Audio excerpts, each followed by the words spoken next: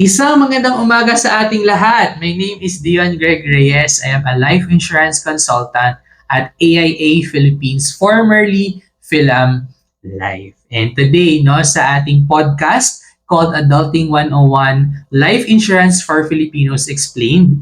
Today's episode 1, so I'm excited no, to talk about bakit ako kukuha ng life insurance. So quick background muna siguro no, bago ko puntahan ng ating topic for today is paano ko na-conceptualize itong podcast na to. So I was looking at no, mga content creators in the personal finance space. And so marami na rin naman tayong mga life insurance professionals as consultants na nasa FinTalk, no, personal finance na space, but walang podcast no format when it comes to life insurance na in detail talaga na merong pa ilan-ilan but not into the depth no na gusto ko sana ring meron no for me to listen to. So ang gusto ko sana no merong makakita, makarinig nitong podcast na to, and probably also no get one life insurance for themselves, 'di ba? Para mas tumaas lalo ang ating insurance no penetration dito sa Pilipinas, or mas maraming Pilipino ang maging insured no, bakit naman pakinggan ng penetration, but the primary goal here is to educate and influence no ang ating mga kababayan about life insurance. So, as I mentioned, my name is Dion Greg Reyes. I am with Philam Life. No, ngayon ay AIA Philippines na. And I've been with AIA for 5 years now. And I think I have the authority no, to share itong mga topics na to because I've been serving no, currently around 200, no, if you include my corporate no, clients, close to 300 people na yung aking na-insure. And today, no, our very special topic is more about bakit ako kukuha no, as an individual ng life insurance. And I will answer that no, by telling a story, may personal story kung bakit ako kumuha no, ng sarili kong life insurance. So it was 2018, no? My father was already bedridden for close to 2 years na. And that was February 2018 nung kinuha siya ng ating creator, ni Lord. No? Kinuha siya ni Lord. And at the time, no, where we realized he was the breadwinner. So, talaga, no, na mess up yung aming finances kasi there's a cost for death, his hospitalization, nawala siya, loss of income, no? So, nag-adjust talaga yung buong family. So, that's when I realized, ayun pala yung purpose, no, na life insurance. So, that's right then and there. No, a few months after my father expired or na-deceased na siya, I contacted a friend, no, although from another provider siya. I contacted a friend and asked for a possible na life insurance for me. So yun naging trigger ko, no, kasi I realized nung nawala yung father ko, nahirapan talaga kami lahat, no, yung buong family namin sa aming finances. So imagine he was the breadwinner and he's a government worker. So although hindi ganun kalaki yung kanyang kinikita, but still no, he provides for the family kasi. So nahihirapan kami umadjust no nung nawala yung isang income na yun from my father. So that's one reason no for you to get bakit kukuha ng life insurance, para meron kang maiwan no, sa family mo in case may mangyari sa iyo na hindi mo ine-expect. 'Di ba? So this is for a message for all the breadwinners na merong mga dependents, no? Imagine na lang, kawawa naman yung mga maiiwan ninyong family members if in case, no, bigla kayong ma-taken out of the picture, tapos sila maiiwan, no? Paano na sila? Diba? So that's number one number one reason that you could get for the life insurance is your legacy to your family. Meron silang pera no, na magagamit kahit na wala ka na. I always love sharing this quote to my clients and my prospects, of course din. Nasabi nila daw that life insurance is your last love letter to your family. Diba? Ang ganda, no? It's your final act of love, no? Or love letter mo sa family mo. Yung tipong makaka-receive ka na ng 2 million, 10 million, no?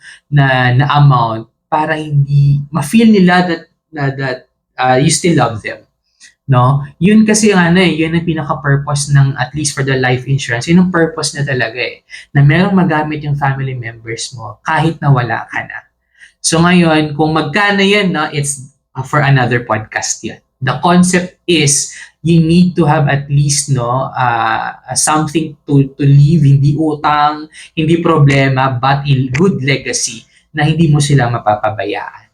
'Di ba? So number two, no, what if you're listening here tapos hindi naman ako breadwinner, wala naman akong dependents.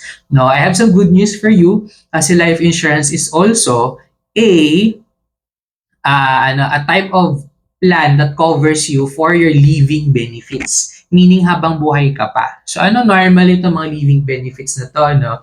So sa amin sa AIA, meron kaming mga life insurance plans that covers you in case of accident, in case of critical illness, in case of hospitalization, in case of, ano pa ba, disability, dismemberment, no, all related to the accident. So yun, no, and lahat yun, buhay pa kayo. No, you don't have to experience death, no, para makinabang kayo.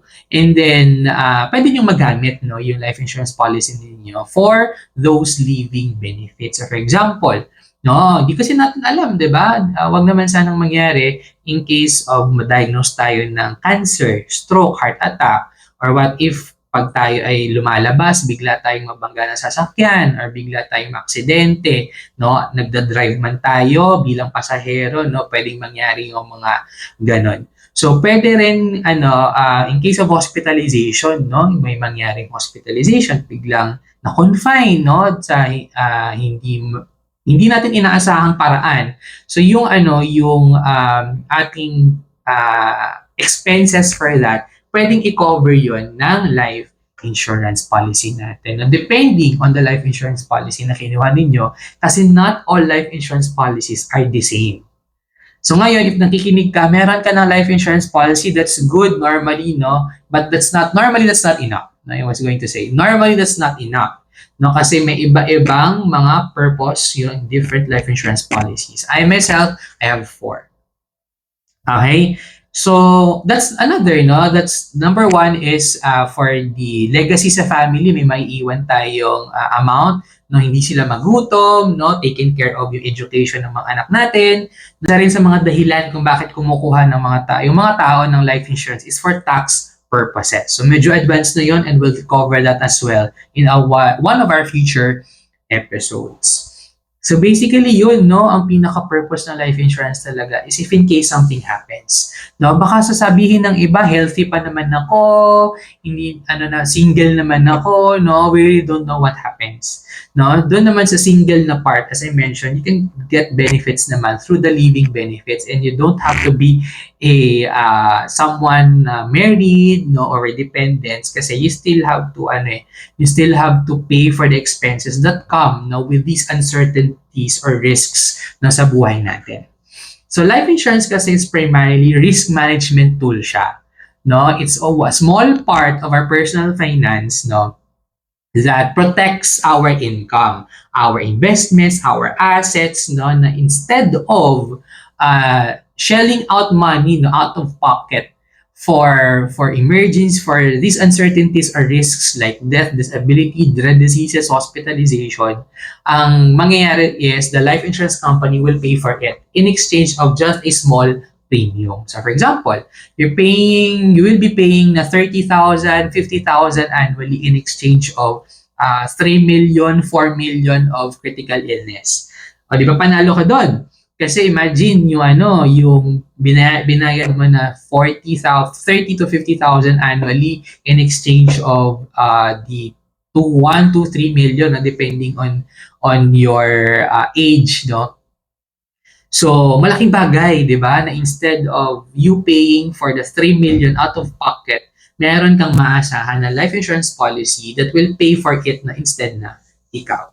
And life insurance doesn't have to be expensive. No, meron tayong mga options na mura no? If you're currently you just started working, no? Kasi may target dito talaga is yung mga ano no, young professionals. If you just started working, no, you can start already with a policy na sabihin natin 2,000, 3,000 per month. Na pwede na 'yon. Or sometimes there are policies na makaka-save ka if you pay it for annual. No, depending also on the terms, no, like payment, anong mode, anong coverage, magkano, no, and depending on the type of policy as well. So it's best to have a consultation with the one na probably nangungulit na sa'yo, no? Nagme-message na sa'yo, replyan mo na yan. No, replyan mo na yan and set a call or an appointment with them. Or, huwag ka nang lumayo. No? Nandito ako. I will place my email sa description ng podcast na to for you to reach out to me and then let's talk no how I can help you get your first life insurance. Or if you want to add another life insurance, pwede naman. No? You can explore that and check your first policy. And that's it for the first episode of Adulting 101, Life Insurance for Filipinos Explained, Bakit Ako Kukuha ng Life Insurance? See you in our next episode.